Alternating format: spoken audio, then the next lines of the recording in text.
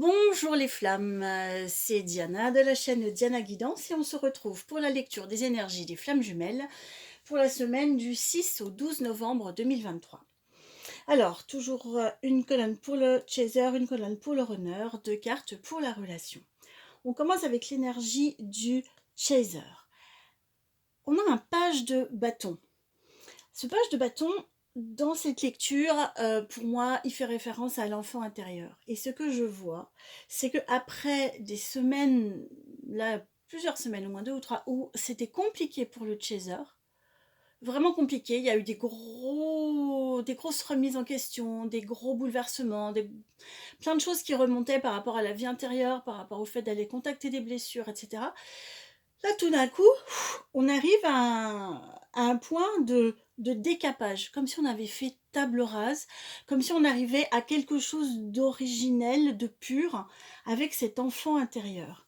Alors là, c'est pas, c'est quelque chose du soi véritable, mais pas au sens spirituel du soi qui est du côté de l'âme.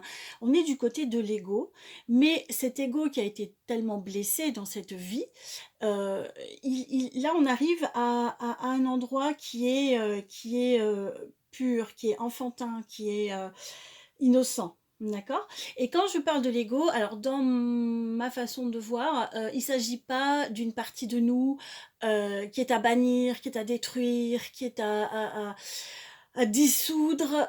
C'est pas ça du tout. L'ego, c'est une interface entre notre âme et notre être de chair qui est nécessaire pour vivre dans cette vie. Alors certes, il nous fait faire des bêtises ou il a des réactions qui vont être inappropriées et on va entre guillemets, lutter contre l'ego. C'est en quoi je m'inscris en faux. Mais il ne s'agit pas de lutter contre l'ego, mais par contre de voir en quoi il est immature. Et bien souvent, cet ego, cet enfant intérieur, euh, enfin pas bien souvent, toujours, il agit dans ce qu'il croit être notre plus grand bien. Il agit pour nous protéger, en fait.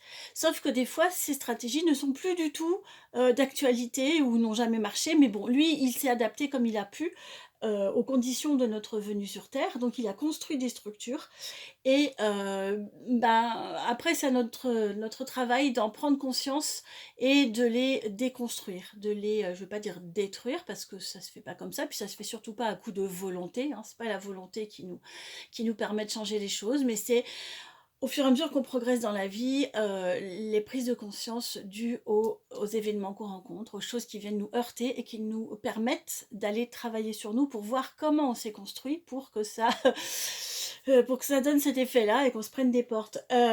Donc c'est très très intéressant comme vision des épreuves, que ce sont en fait des outils pour notre plus grand bien. Là, avec ce 2 de Pentacle, on voit quelqu'un qui est dans un équilibre précaire, qui jongle avec deux pentacles. Et en fait, c'est cette espèce d'entre-deux pour moi, où le chaser a eu des prises de conscience majeures, qui ont commencé à déconstruire son personnage, qui ont commencé à déconstruire son mode de fonctionnement égotique. Il entrevoit autre chose, où il va être beaucoup plus libre, mais pour l'instant, il jongle avec ces deux visions de lui-même, avec ces deux façons de relationner dans la vie, avec les choses, les gens, les circonstances, les événements. Donc, il est dans cette recherche d'équilibre et c'est un peu comme s'il savait pas vraiment qui il est. Il y a un peu ce côté quand l'adolescent change parce que voilà, il est entre l'enfance et l'âge adulte. L'adolescent, il sait plus trop qui il est. Bah, le chaser, il y a un peu de ça, euh, d'une façon moins pénible que dans l'adolescence, parce qu'il a quand même beaucoup plus de maturité et de clarté qu'un adolescent. Mais il est dans cet entre-deux en se disant waouh, je viens de là. Et waouh, je pourrais fonctionner autrement. Et c'est juste un switch dans sa conscience, tout d'un coup, de voir ces mécanismes, de voir son personnage, ses faux selfs, les masques qu'il a mis, même si on n'avait absolument pas conscience. Parce que le chaser, en général, voit assez facilement les masques chez son runner. D'accord. Il voit les protections qui se met, les faux self. La faux self, c'est une fausse personnalité, enfin, c'est une façon de fonctionner pour se protéger. Ça, on le voit super bien chez le runner, mais pour soi, c'est beaucoup plus compliqué, n'est-ce pas, le chaser. Donc, il y a cette période-là qui est super intéressante et en même temps, c'est excitant parce que comme une nouvelle vie. Donc, voilà, des fois, on ne sait plus sur quel pied danser, mais on est clairement conscient qu'on est en train de rentrer de plein pied dans une nouvelle phase de notre parcours. Donc, waouh, super. Évidemment, ça parlera à ceux qui sont dans un moment comme ça sur leur parcours. Je ne dis pas que toutes les flammes jumelles font le même parcours de la même façon au même moment, évidemment, et vous le savez. Alors, le conseil ici, pour le chaser, c'est voilà, le 9 d'épée, ça c'est des angoisses, des prises de tête, tout ça.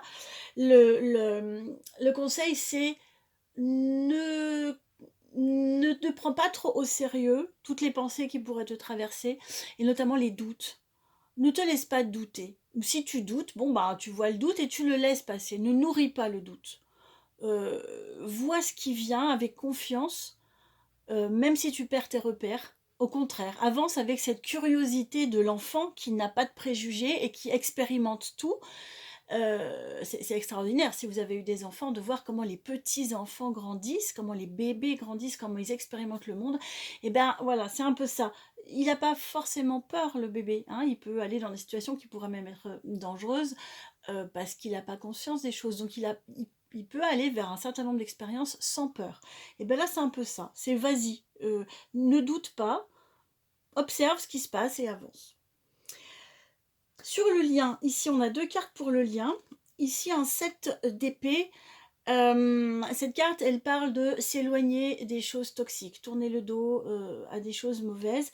Et sur le lien, pour moi, j'y vois comme un nettoyage là encore, comme des choses qui pouvaient polluer le lien et là qui lâchent parce que le chaser a compris des choses. Et à chaque fois qu'il y a un switch dans la tête où tout d'un coup on lâche des fonctionnements mauvais, enfin mauvais, des fonctionnements qui nous desservent, on va dire, ou qui nous font souffrir, ça a un impact sur le lien. Et là, ben, je pense que c'est lié, il y a ce personnage qui s'en va, qui quitte un environnement qui n'était pas terrible, et qui va vers quelque chose de beaucoup plus lumineux. Donc c'est comme si le lien était dépoussiéré de scories, y a le côté, comment ça s'appelle, je pense à un métal qui est, vous savez, qui est oxydé, puis tout d'un coup il va revenir à son état neuf. Et il y a un mot qui m'échappe. Bref, peu importe. Décapé. Voilà, il y a quelque chose qui a été décapé pour revenir à un état propre, quoi, un état originel. Et il y a de ça sur le lien avec ce magnifique soleil. Comme vous le savez, le soleil peut symboliser plein de choses, mais toutes très très belles et très lumineuses. C'est la chance, la joie, l'amour, l'énergie, le fait d'être éclairé, au niveau de la conscience, hein, prise de conscience, ça peut aussi être le soleil. Donc il y a tout ça avec ces êtres qui dansent dans un merveilleux champ de tournesol. Donc tout va bien, d'accord. Du côté du runner, eh bien, écoutez, c'est sympa aussi du côté du runner. Du côté du runner, son énergie du moment, c'est un magnifique as de coupe. Donc ça, c'est de l'amour, de l'amour, de l'amour, de l'amour qui déborde. Donc le runner, il est plutôt bien. Ça aussi, c'est plutôt agréable par rapport aux périodes qu'il a traversées. L'évolution ici, avec un 2 de bâton, c'est faire des projets, mettre en place des idées pour les concrétiser, voir comment on va construire le projet, comment on va passer des étapes. Le bâton est tourné vers l'action. Et ici, en carte conseil, on a la grande prêtresse. Alors elle est connectée plus aux mondes invisibles, aux étoiles, à la guidance, à Dieu, au divin, à tout ce que... Voilà. Donc, ça c'est le conseil. Donc, au runner, connecte-toi aussi sur ce plan-là, parce que là, on dirait qu'il est connecté à son cœur, il est connecté à sa capacité d'agir et il va aussi rester connecté au niveau de son intuition, à son âme et à sa guidance. Et ben, chapeau, runner, tout va bien. Tout va bien. On dirait qu'il y a, des deux côtés, on dirait qu'il y a comme une libération de quelque chose qui était lourd, lourd, lourd, et puis hop, ça avance. Du côté du runner aussi, il retrouve de l'élan, des projets, de l'enthousiasme, parce que ce grand as de coupe, c'est de l'enthousiasme. Donc ça va. Donc si jamais il profite de cet élan d'enthousiasme pour vous recontacter, chaser, je m'adresse à vous parce que je sais que très souvent ce sont les chasers qui sont conscients du lien et donc qui regardent des vidéos. Si jamais il se passe quelque chose avec lui, n'hésitez pas, ou elle, hein, bon, je parle au masculin parce que je parle du runner, mais n'hésitez pas à nous le partager en commentaire, à nous raconter ce qui se passe, voilà, comment ça évolue. En tout cas, des deux côtés, ça bouge et on sent les prémices de quelque chose. Là, avec ce qui se passe pour le chaser, on sent vraiment que voilà, il y a du nouveau qui arrive, mais du nouveau connecté avec un vrai changement intérieur et c'est drôlement joli. Sur ça, je vous souhaite une très bonne semaine, je vous embrasse bien fort. N'hésitez pas si vous voulez demander des éclairages sur votre parcours en particulier, n'hésitez pas à demander une guidance personnalisée ou une séance en psycho-énergétique, je travaille aussi dans ce sens-là, avec le lien, le mail qui est noté sous la vidéo. N'hésitez pas à partager, à mettre un pouce, à vous abonner. Je vous dis à la semaine prochaine et je vous embrasse bien fort. Ciao!